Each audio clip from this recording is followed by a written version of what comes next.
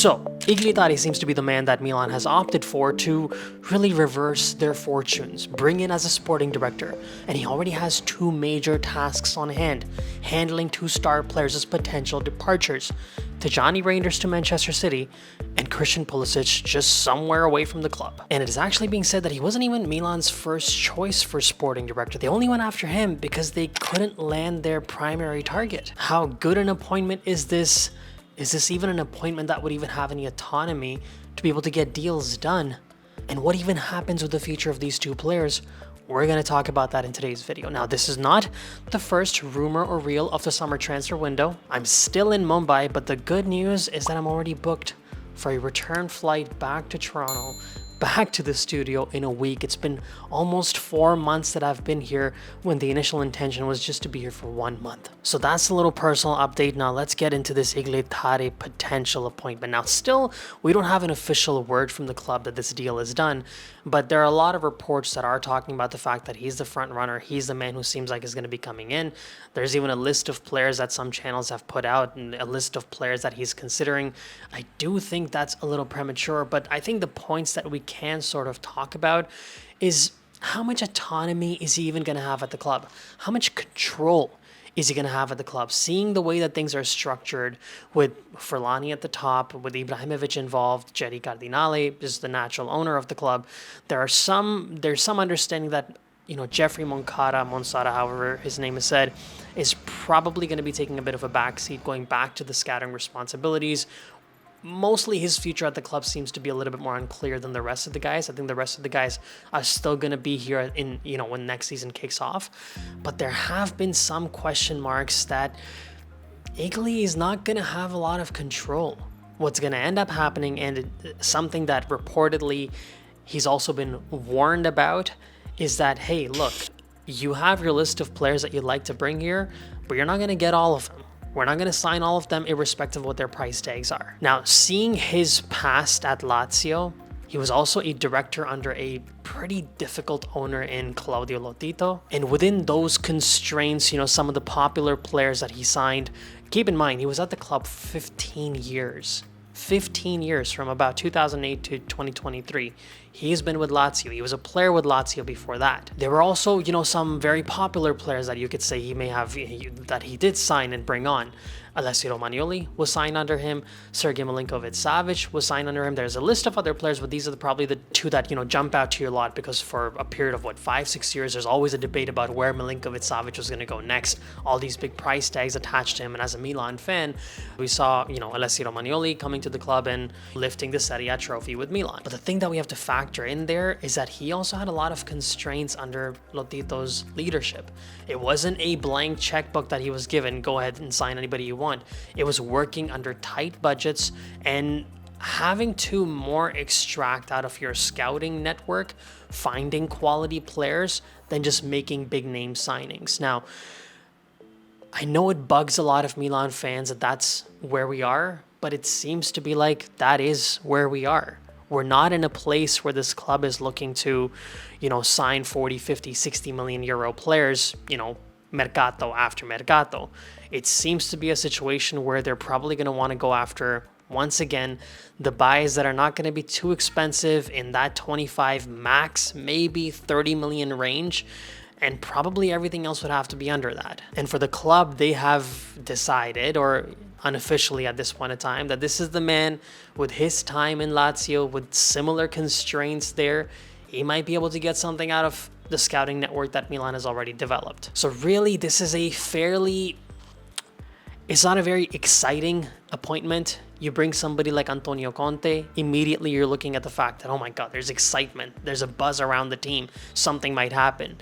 Igli Tare isn't really an executive that makes you feel that way, the same way, for example, somebody like Paolo Maldini made us feel when he joined on, you know, a few seasons ago. At the same time, these constraints that we're being told that he was warned that, you know, you're not going to get a blank check with the club, that's going to be something that's going to make a lot of Milan fans upset, that still it's going to be the same thing happening. And yeah, to me, it seems like he's going to have to work under similar constraints that any other executive under the present ownership model and the present financial model that that Redbird has outlined. It seems like these are going to be similar limitations that are going to be placed on any executive that's going to come on in this particular role. The plus, I guess, with Tare is that he has experience in the past being under ownership styles that way, that were more limited in their budgets and were more focused on the economics. So the hope would be that the experience that he can bring from that and be less reliant on the wallet and be more reliant on the scouts would be beneficial to this present model that we have. The one thing that his appointment almost certainly does is, I think it eliminates the possibility of Maurizio Sarri joining the club. There have been a lot of reports linking him to the club.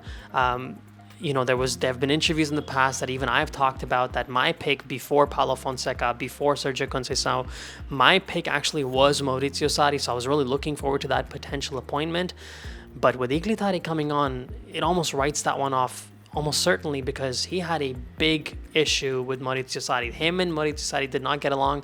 I believe it may have even been the reason why he left Lazio back in 2023 while Maurizio Sarri was the coach. So that tells you that coach is probably not going to be joining anymore. Vincenzo Italiano was being linked under the potential sporting director role of Igli Tare, but now it's being said that he wants to possibly extend his stay at Bologna, seeing how their season has panned out and seeing how Milan's season has panned out. And now some news reports have also suggested that Igli Tare was not even Milan's primary candidate. They actually wanted Atalanta's Tony D'Amico, which would be a move that would make complete sense, seeing how, Atalanta is exactly the kind of model that Milan would want. Not necessarily buying super expensive players, but, still being a competitive club. And if anything, selling players at significantly higher values than you purchased them for. But as it turned out, he has a contract with Atalanta till 2027, and prying him away from the club would have probably costed Milan a lot of money if Atalanta would have even let him go. And that's pretty much why the rossoneri had to go for their reserve choice, not their first choice, but one of their backup choices in Igli Tare. The one thing that could maybe change Milan's budget now, we would have to talk about the fact that the rossoneri haven't made the Champions League means they're probably going to be losing out, as I talked about in the live stream last time, 100 million, maybe over that. Now that means that the accounting books, they cannot see that 100 million euro hole in there because of lack of European football, lack of Champions League football. That means that hole has to be filled in, because if that hole is created again, once again, the club potentially, I'm not sure about the precise economics, but there's a very good chance that the club once again goes from being in the black, maybe not necessarily in the full green yet, but being in the black to dropping back to being in the red. And in order to make up for that loss that the club is incurred by not making Champions League football, they're going to have to start making money in another manner. And one way that you do that is you sell your assets. And one way that you do that is you sell your top players, or you sell your high quality players that can get you good amount of money. I want to make sure that people understand that this is not me vouching for this particular move. This is me simply saying why something like this might be happening, why Tajani Reijnders being linked to Manchester City could be real. There have been some reports that 70 million to 80 million, or actually it's been more around that 70 million mark that is being linked with City. A lot of people are saying, with the departure of Kevin De Bruyne, this is the player that they've outlined that they want to bring into the club. Milan just signed him from AZ Alkmaar, 2 seasons ago, basically. They signed him somewhere around that 20-25 million euro mark. It's a pretty significant appreciation for the player if they can get him sold for 70 million. But what does that do to the club on the field? This is one of the rare players from this season, a season where the club is likely to finish in 9th place with one Supercoppa trophy, and watching, their arch rivals in Inter making Champions League finals, fighting for the Scudetto till the final match day. And here we are sitting in 9th place, not even getting European football next season. How does it feel as a Milan fan to see one of your few bright hopes for this season being on the chopping block and potentially getting sold to Manchester City? At the end of the day, this would be a disastrous start to the Mercato, followed on a disastrous end to the season. And I think every Milan fan that's going to be frustrated with this sale would be in the right. But the concern is, because of the financial limitations of the club moving forward, with missing out on Champions League, it's possible this move can actually happen. The only thing that we could say is that maybe, the rossoneri would sell other players, not Tijani Reijnders. This is, one of those new cycle moments that is happening. Manchester City's not really going to win any more trophies, any major trophies this season. So now their new cycle is sort of moved on to the summer transfer window. Same thing is happening with Milan. So, you're not seeing a lot of players necessarily, a lot of, big news reports coming out about Inter potentially signing a new player or potentially selling a player, or same thing with Napoli. All you're seeing in the news cycle about them is the final match day, the Serie A winning potential, the Champions League final that is coming up, because they still have relevant stories in the news cycle. Whereas City, Milan, we don't really have anything. So really all you can talk about is the future, the sporting director, potential sale of players. So how much of this Tijani Reijnders is being linked to City because of how the transfer window sort of, kicks off and goes crazy, and how much of it is real, I guess time will tell. But you easily can tell that there's a potential of this deal happening, because City does need a player like Reijnders, and Milan does need the cash to make up for the whole of missing European football. Which brings us to the final player, in Christian Pulisic. I mean, maybe this has been a little bit more of a surprising one. Reports started to come out that, according to Matteo Moretto, so if Matteo Moretto says something, your ears perk up. You suddenly, have to really reflect on what is being said.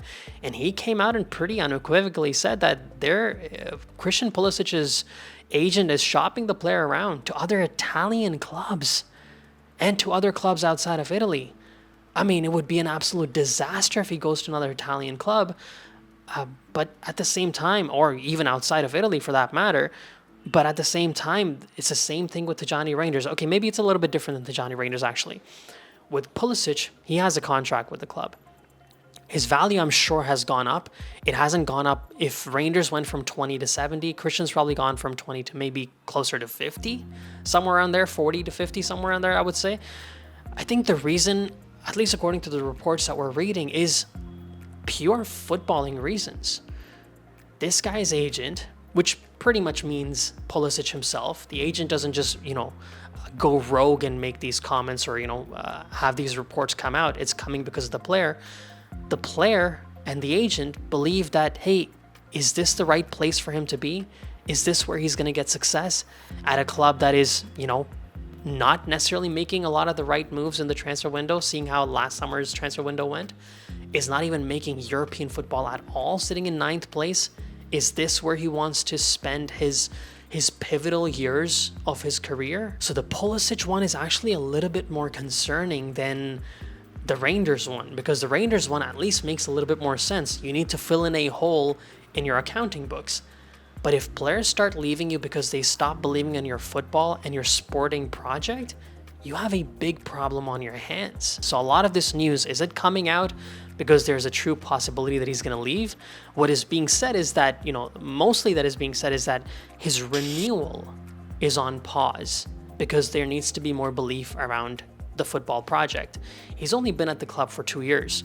I don't know when his contract ends, right off the top of my head, but it at least has a minimum of 2 more years left, maybe even 3 years left. So if he has time left, Milan is not desperate to have to sell him the way, for example, Tare Hernandez, who only has 1 year left. But the fact is that the player is having question marks and doubts about the footballing project, as he should. A lot of fans are having that. When you finish in 9th place and barely win a trophy this season, anybody's going to have doubts about your footballing project. So I'm a little less concerned about Pulisic necessarily getting sold. I think the American ownership understands the value of having America's captain on your squad. You have one bad season, you still have 2, maybe 3 years left on your contract. I don't think the club is going to say, you know what, yeah, we should sell Pulisic. I think they would sell Reijnders ahead of Pulisic for natural marketing reasons, economic reasons, and they might even sell somebody like Tare Hernandez ahead of Pulisic because Teo has only 1 year left. And we know that his football has, taken a negative turn specifically this season. But the fact that this Reijnders news is coming out, that he might be sold to fill an economic void in the accounting books, and the fact that Pulisic is having doubts about Milan's footballing project. The fact that a somewhat not exciting sporting director has been brought on, I wouldn't write him off, because that would be completely unnecessary to do so this fast. But it's definitely not someone that, makes your eyes light up that, okay, the future is bright for Milan. Here we go. It still feels a little bit more like maintaining status quo. And the fact that the season has gone the way that it has, I think at this point in time, a lot of Milan fans want the ownership group, want the management to jump into this summer transfer window with 2 feet in to fix this team, to make it better, to improve the results, put this team in the best place to improve results, not to start chipping away at it more, specifically the good and important pieces that the club has actually developed. 2 of the major signings under this present ownership and management has been Reijnders and Christian Pulisic. And the fact that we're seeing that they both are at least being rumored to potentially be on their way out after a disastrous season, it doesn't really bode well, and it doesn't give that optimism to the fans that, okay, you know what, we had a bad season, but the future is now going to be brighter than what it was for the past 8 months. And that's where I'm going to leave it, guys. Once again, I am still in Mumbai, India. I will be back in Toronto next week. We're going to go back to the summer mercato, the transfer window. The rumor reel videos are going to be back from next weekend onwards. And as always, if you haven't already, hit the subscribe button, follow me on Instagram, TikTok, Twitter at FootballKush. And as always, Forza Milan. Grazie mille, ciao tutti. Did you know Benito Mussolini put an end to the existence of Inter Milan? And the only reason why AC Milan is called what it is because of the fascist leader? What led to the breakup of AC Milan and Inter Milan in that restaurant behind the Duomo is fascinating in itself. But what is even more fascinating